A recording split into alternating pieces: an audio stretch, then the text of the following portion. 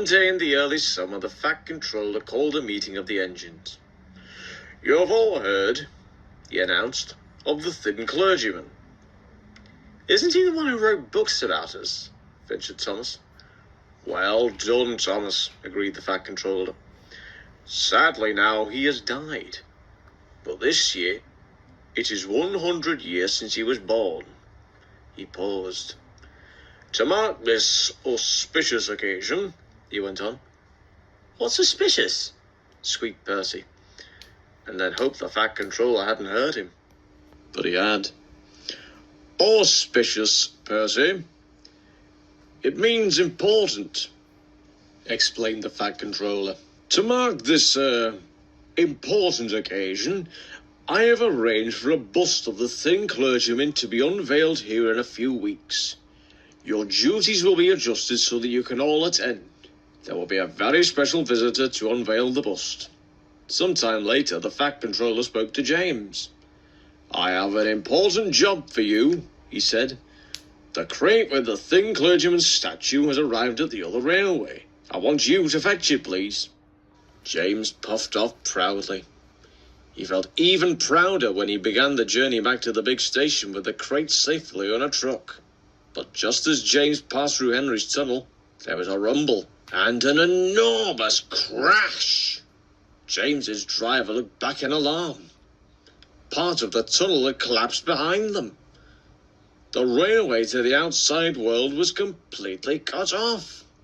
James stopped at the next signal box, and his driver told the signalman what had happened. Later, the Fat Controller sent Donald, Douglas, and Henry to help repair the tunnel. But until it was mended, no trains could reach the other railway from the island of Sodor. "And no engines can get onto the island either," pointed out Gordon. "Pip and Emma are stuck on the other side of the tunnel, and they're supposed to bring the important visitors." On Thomas's branch line, the engines were worried too. "We've all got jobs to do on the day," said Thomas. "But what if no one can get here?" "Don't worry," soothed his driver. "Bertie and his friends are meeting all the trains on the other railway and bringing the passengers over." The Fat Controller gave orders to carry on as usual, but Gordon's trains to the other railway had to stop at the workstation. Bertie brought in passengers, but Gordon complained that it wasn't the same. Meanwhile, Percy had a smaller problem.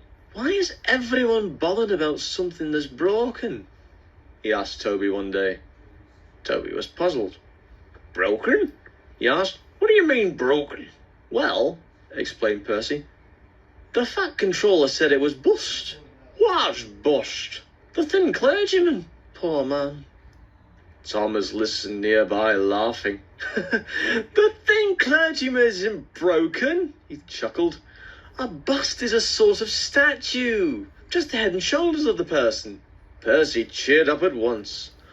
"Oh," he said, "that's all right then." "I just hope that everybody can get to see it," put in Toby. A few days later, the Fat Controller announced that the tunnel had been mended. The inspectors worked through the night on the safety checks, and the first train allowed through was Pip and Emma.